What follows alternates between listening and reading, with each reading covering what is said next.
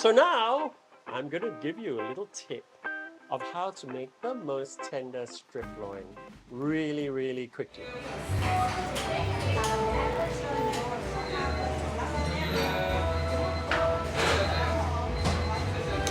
Today I'm coming to you from the Stolen Cup in Malacca. Hey everyone, and it's time for today's Time for Joy. And yes, I'm coming to you from this quaint little cafe in Malacca called the Stolen Cup. I'm so pleased that Malacca has come along in such leaps and bounds. And to be honest, it's lovely to be sitting here alone and having a cuppa and also enjoying my own company. And that's what today's Time for Joy is all about. I never used to be able to do this. I used to have my gang around me and to be able to have people around me. And after many years, I suspect that it was a way to distract from myself. And, well, to put it short and to put it mildly, that's not a good thing. So I've learned through some awkwardness, sitting by myself and just enjoying the scenery.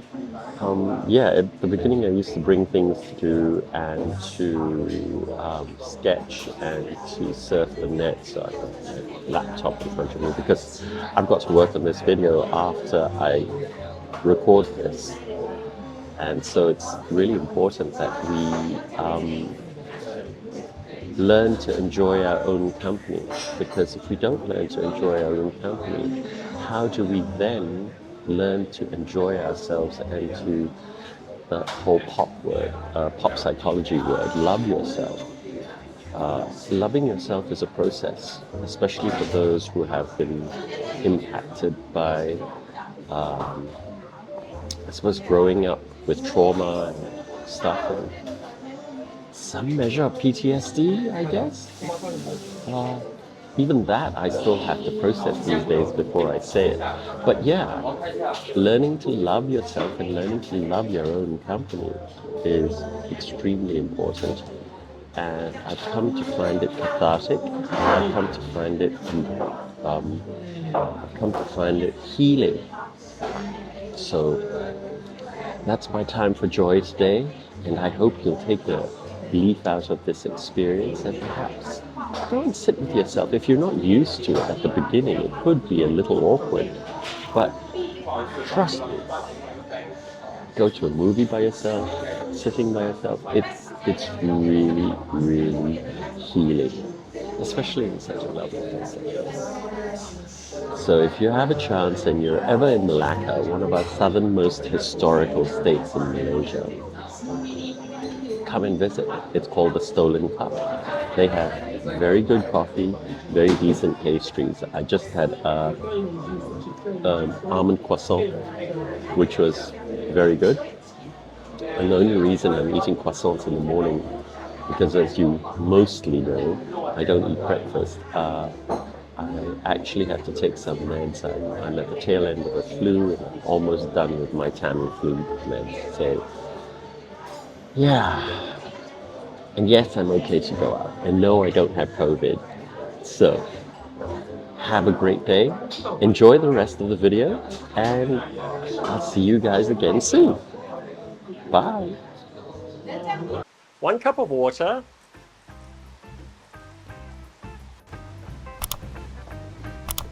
We're putting in 1 teaspoon of baking soda, dissolving it into some water.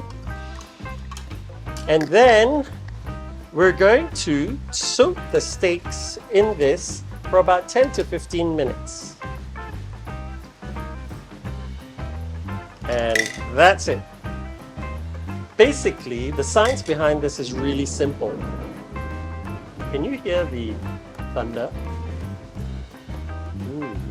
Anyway, the science behind it is really simple. The alkalinity in the sodium bicarbonate basically prevents the pectins from forming on the surface of the meat. And that's it. So this method is actually really popular in Chinese restaurants. If you have beef noodles with ginger and spring onions, they will use this method with sodium bicarbonate or baking soda, except that they use a lot more, and they probably just coat it with it without washing it before they actually cook it. So sometimes there is a little bit of a taste, that sort of kind of soapy taste, but this is minimal usage. It's only a teaspoon in a cup of water and only for 10 minutes, and then we rinse it off. And these are thick steaks. And who doesn't like a thick piece of meat? Just taking it out of the baking soda solution, we're going to give it a rinse, and then we're going to pat dry.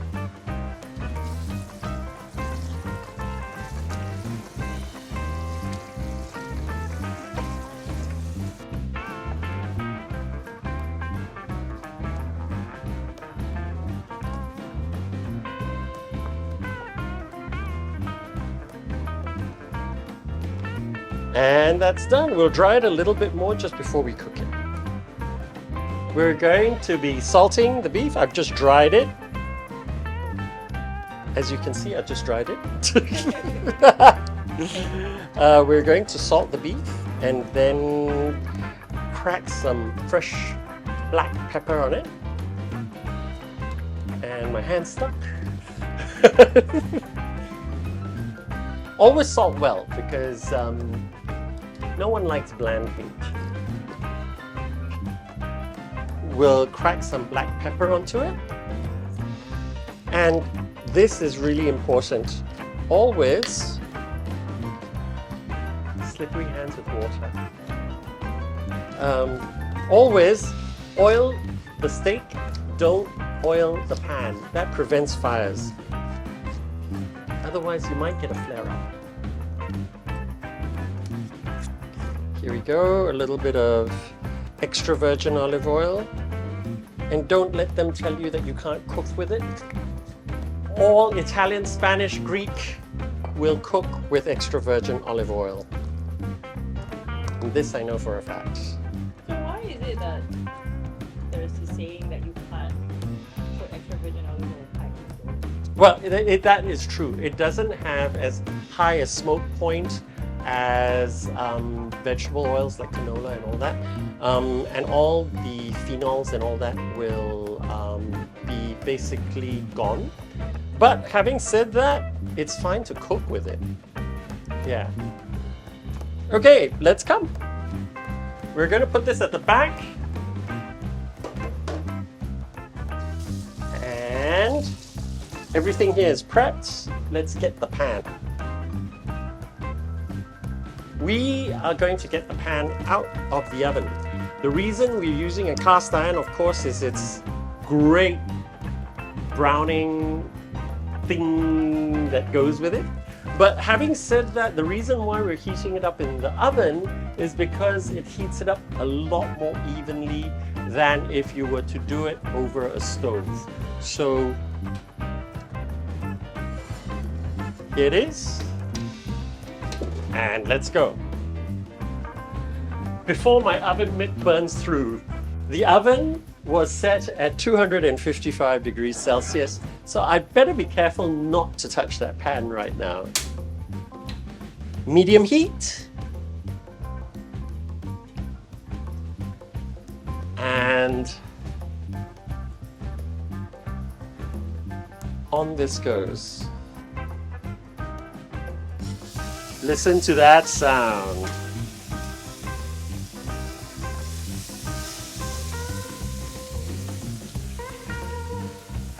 Two minutes, and then a turn. And we want to keep this up for about 6 to 7 minutes for a medium rare. 6 to 7 minutes for a medium rare. If you really want to get technical, you can use a thermometer. Medium rare is about 49 degrees Celsius. I don't go higher than that. And if you do, I don't know the temperature for it. Ah, it's still a little, oh, here we go. And it's coming off. Wonderful.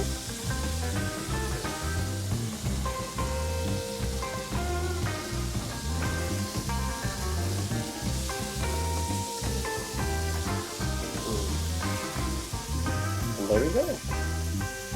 Another 2 minutes.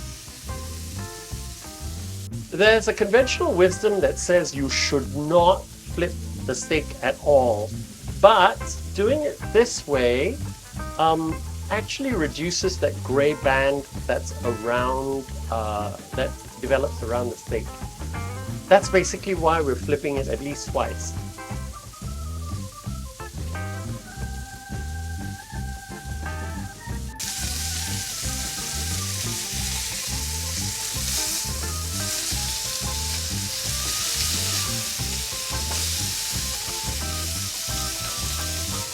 This is the last flip anyway, so that goes in. And about 3 tablespoons of butter.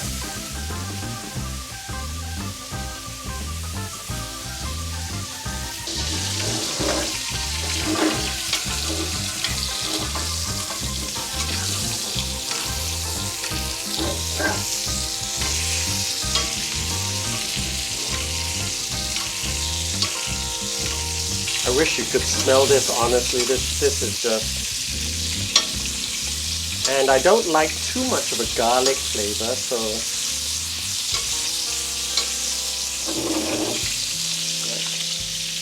Done. And I'm taking this one off because I want it a little underdone. And we're done.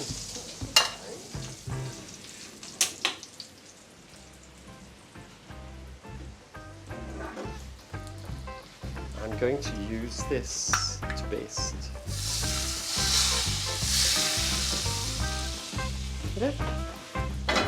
So, let's carve the beef. Now, if you look at the beef, the striations go this way. So, let's cut it like that.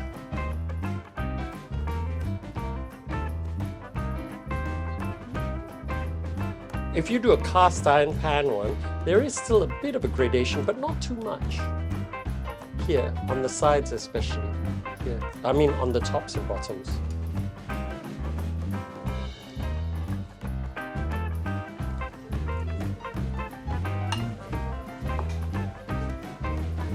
I'm gonna take a piece and eat it. Cheers. Cheers. And my sous chef. We'll feed you. Okay. Yes. Oh my god. Holy crap. That is so soft. All right. Taste. Cheers.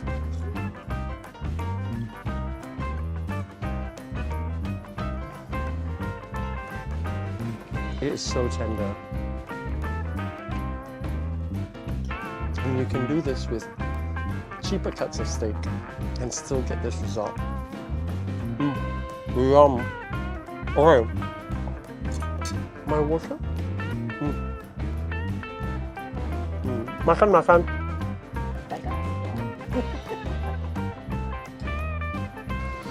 Please like and subscribe, as it will help the channel to grow. Thanks so very much.